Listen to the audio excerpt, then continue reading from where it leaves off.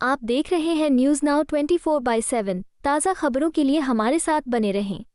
अरविंद केजरीवाल को केंद्र की भाजपा सरकार के इशारे पर, मोदी सरकार के इशारे पर झूठे, बेबुनियाद, तथ्यहीन, बगैर सबूत के मुकदमा बनाकर उनको फंसाया गया है, उनको गिरफ्तार किया गया है। मैं इंडिया गठबंधन के तमाम दलों से बातचीत करके इस मामले को देश के सर्वोच्च सदन में उठाने का पूरा प्रयास करूंगा और संसद के अंदर जो अरविंद केजरीवाल जी की अवैध तरीके से, गलत तरीके से गिरफ्तारी हुई है और ईडी ने जो नियमों के विरुद्ध जाके बगैर आदेश की कॉपी के जाके स्टे ले लिया है, ये सारा विषय भी मैं इंडिया गठबंधन के दलों से कहूंगा कि वो निश्चित रूप से देश के सर्वोच्च सदन में इस मामले को उठाएं।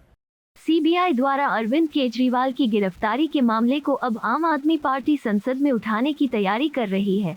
वो पूरे मामले को लेकर इंडिया गठबंधन के दलों से बातचीत करेगी।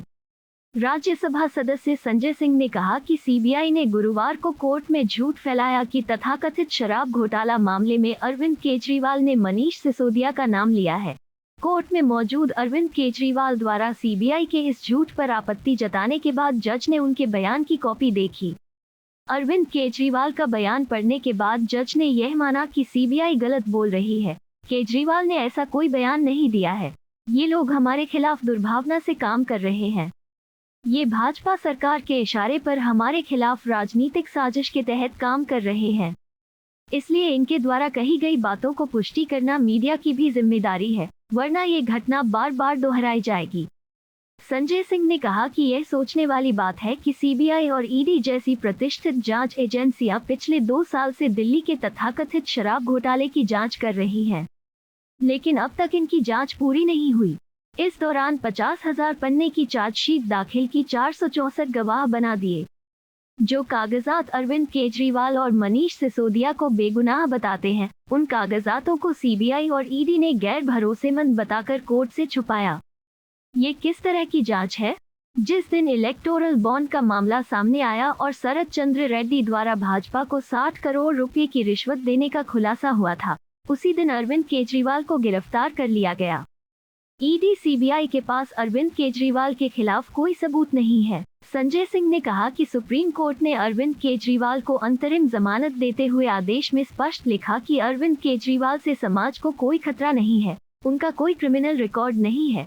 जमानत की अवधि समाप्त होने पर न्यायालय का सम्मान करते हुए वह जेल चले गए, लेकिन जब ट्रायल कोर्ट ने उन्हें जमानत दे दी तो सारे नियमों को ताक पर रखते हुए बगैर आदेश की कॉपी के प्रधानमंत्री मोदी की ईडी ने हाई कोर्ट में जाकर जमानत पर स्टे ले लिया।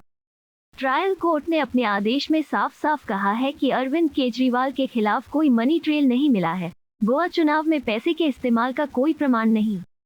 ट्रायल कोर्ट ने अरविंद केजरीवाल को जमानत देते हुए अपने आदेश में कहा कि ईडी अरविंद केजरीवाल के मामले में पूर्वाग्रह से ग्रसित है, वो दुर्भावना से काम कर रही है। आज जो कुछ भी न्यायालय में हुआ, उसके बाद सबसे पहले तो मैं मीडिया के बंधुओं से यह अनुरोध करना चाहूंगा कि कोई भी झूठी खबर सीबीआई या ईडी दे तो ये मान लीजिए कि ये मोदी सरकार के, बीजेपी सरकार के इशारे पर प्रायोजित झूठी खबरें हैं। तो कृपा करके उसकी एक बार जांच करना बहुत जरूरी है। आज क्या झूठ फैला दिया सीबीआई ने कि अरविंद केजरीवाल ने इस केस से पल्ला झाड़ लिया और सिसोदिया पे आरोप लगा दिया। जब खुद केजरीवाल जी ने इस पर आपत्ति की कि यह झूठी खबर सीबीआई के द्वारा फैलाई जा रही है, तो जज साहब ने कहा, मुझे अरविंद केजरीवाल के द्वारा दिए गए बयान को दिखाइए। और जब वो बयान देखा गया तो जज महोदय ने खुद कहा कि सीबीआई के लोग गलत बोल रहे हैं, अरविंद केजरीवाल ने ऐसा कोई बयान नहीं दिया। मैं मीडिया के मित्रों से फिर अनुरोध करना चाहूंगा, कोई भी खबर सीबीआई के द्वारा या ईडी के द्वारा दी जाए, ये हमारे खिलाफ दुर्भावना से काम कर रहे हैं, ये हमारे खिलाफ एक राजनीतिक साजिश के तहत काम कर रहे हैं, बीजेपी सरकार के इशारे पर काम कर रहे हैं। इसलिए इसको वेरीफाई करना आपकी भी जिम्मेदारी है, अन्यथा आज जो हुआ ये बार बार रिपीट होगा। आप सोचिए, 2 साल से जांच कर रही है सीबीआई, देश की प्राइम इन्वेस्टिगेटिंग एजेंसी, देश की सबसे तेज तर्रार कहे जाने वाली एजेंसियां सीबीआई और ईडी पिछले 2 साल से दिल्ली के तथाकथित शराब घोटाले की जांच कर रहे हैं। और 2 साल से वही कहानियां, वही बातें दोहराई जा रही हैं। उन बातों का कोई सबूत नहीं, कोई प्रमाण नहीं। 2 साल लग गई, आपकी जांच पूरी नहीं हो रही। 50,000 पन्ने की चार्जशीट आप दाखिल कर चुके हैं, 464 गवाह आपने बना दिए, पता नहीं कितने कागजात आपने छिपा के रखे हैं, कह दिया ये अनरिलाइड अपॉन डॉक्यूमेंट है। जो सबूत, जो कागजात चिल्ला चिल्ला के कहते हैं कि अरविंद केजरीवाल निर्दोष है, मनीष सिसोदिया निर्दोष है, जो चिल्ला चिल्ला के जो कागजात कहते हैं, उन कागजातों को, उन बयानों को आपने कहा ये अनरिलाइड डॉक्यूमेंट है, इसको छिपा के रखो। ये आपकी जांच है। और ये सब कुछ सीबीआई गिरफ्तार करने कब पहुंचती है, ये आप लोगों को और देश के लोगों को सोचना बहुत जरूरी है। कैसे काम कर रही है देश की मोदी सरकार, कैसे काम कर रही है केंद्र सरकार की सीबीआई और ईडी। आप कल्पना कीजिए, केजरीवाल जी को जब गिरफ्तार किया गया, उसी दिन इलेक्टोरल बॉन्ड का मामला सामने आया था। 60 करोड़ रुपए की रिश्वत शरद चंद्र रेड्डी ने भारतीय जनता पार्टी को दी है, इसका खुलासा हुआ था और उसी दिन केजरीवाल जी को गिरफ्तार कर लिया गया था। उसके बाद अरविंद केजरीवाल के मामले में कोई न सबूत थे, न बयान थे, न गवाह थे। वो गवाह फर्जी तरीके से तैयार किए गए थे। ये सब बातें सामने आई, कई बार मैं उसको बता चुका हूं। सुप्रीम कोर्ट ने उनको इंटरिम बेल दिया, अंतरिम जमानत दिया, और उस जमानत में स्पष्ट रूप से सुप्रीम कोर्ट ने लिखा, अरविंद केजरीवाल से समाज को कोई खतरा नहीं है, अरविंद केजरीवाल कोई हैबिचुअल ऑफेंडर नहीं है, अरविंद केजरीवाल का कोई क्रिमिनल रिकॉर्ड नहीं है। और इसके आधार पर उनको इंटरिम मिली। फिर दोबारा वो न्यायालय के आदेश का सम्मान करते हुए जेल चले गए। जब ट्रायल कोर्ट ने उनको जमानत दे दी, सारे नियम कानून सब कुछ ताक पे रख के, बगैर आदेश की कॉपी के मोदी सरकार की ईडी ने हाई कोर्ट में जाकर स्टे ले लिया, जमानत पे स्टे ले लिया। और ईडी के न्यायालय ने जो आदेश दिया है उसको एक एक व्यक्ति को पढ़ना चाहिए। क्या लिखा है ईडी की ट्रायल कोर्ट ने, क्या लिखा है ईडी के न्यायालय ने? लिखा कि अरविंद केजरीवाल का कोई मनी ट्रेल नहीं मिला है। लिखा कि गोवा में पैसे का इस्तेमाल हुआ, इसका कोई प्रमाण नहीं है। ट्रायल कोर्ट ने अपने जमानत के आदेश में साफ तौर पे लिखा कि ईडी फेयर और प्रॉम्प्ट तरीके से काम नहीं कर रही है। ट्रायल कोर्ट ने अपने जमानत के आदेश में लिखा कि ईडी दुर्भावना से काम कर रही है, बायस्ड होकर काम कर रही है। ये जमानत के आदेश में लिखा। और आप सब लोग जानते हैं कि पीएमएलए में जमानत मिलना कितना मुश्किल का काम होता है। पीएमएलए की जमानत की शर्त है कि जब जज को लगेगा कि यह व्यक्ति निर्दोष है तब उसको जमानत दी जाएगी। जब जज को लगेगा कि इस व्यक्ति के खिलाफ पर्याप्त सबूत नहीं है तब वो उसको जमानत देगा। तो जब जमानत मिल गई तो अरविंद केजरीवाल निर्दोष है, यह जज का मत था और उसी आधार पर उनको जमानत मिली। और बहुत सारी टिप्पणियां अपने जमानत के आदेश में ट्रायल कोर्ट की जज ने किया।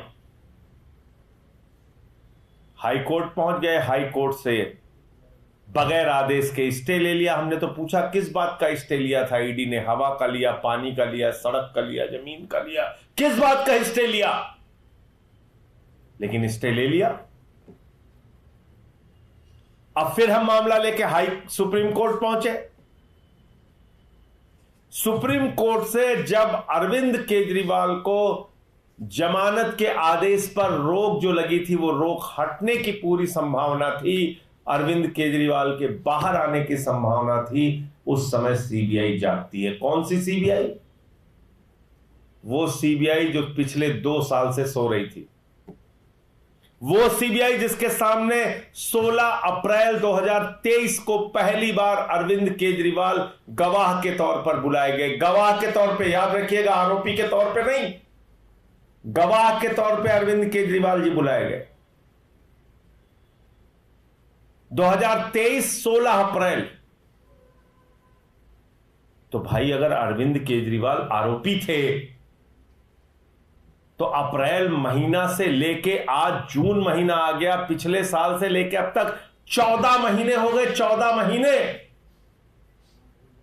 आपको इन 14 महीनों में अरविंद केजरीवाल को आरोपी बनाने की याद नहीं आई? आपको इन 14 महीने में अरविंद केजरीवाल को गिरफ्तार करने की याद नहीं आई? आपको इन 14 महीनों में अरविंद केजरीवाल के खिलाफ कोई कार्रवाई करने की याद नहीं आई? आपको याद कब आई? जब सुप्रीम कोर्ट से बेल मिलने की पूरी संभावना है। यानी कि जो बेल मिली है, मिलने की नहीं बल्कि जो मिल चुकी है बेल, ट्रायल कोर्ट से जो मिल चुकी है, उस जमानत के आदेश पर जो रोक लगी है हाई कोर्ट की, वो हटने की और उस जमानत पर मोहर लगने की पूरी संभावना है। उस समय सीबीआई जागती है। 14 महीने के बाद सीबीआई जागती है। इतना तो कुंभकर्ण भी नहीं सोता था जितना सीबीआई सोती रही। इतना तो कुंभकर्ण भी नहीं सोता था जितना सीबीआई सोती रही। 14 महीने तक सोती रही। और अपने गिरफ्तारी के आधार में उन्होंने क्या क्या बातें कही सीबीआई वालों ने, आज जो आपके चैनल के रिपोर्टर रहे होंगे उन्होंने भी सुना होगा। वो जेम्स बॉन्ड की कॉमिक्स आती थी बच्चों वाली, जेम्स बॉन्ड की कॉमिक्स पढ़ रहे थे। ऐसा हुआ, वैसा हुआ, वैसा हुआ, वैसा हुआ। अरे उसका कोई सबूत है? नहीं, हवा में है। हवा में सब कुछ हो गया। कोई सबूत नहीं, कोई प्रमाण नहीं, हवा में सब हो गया। आप मुझे बताइए, 16 अप्रैल 2023 इन्वेस्टिगेशन चल रहा है 2022 से। 16 अप्रैल 2023 को केजरीवाल को बुलाया गया और इन 1 साल के 14 महीनों के अंदर अरविंद केजरीवाल को आरोपी बनाने के, गिरफ्तार बनाने के लिए उनको याद नहीं आया। आज क्या कह रहे थे?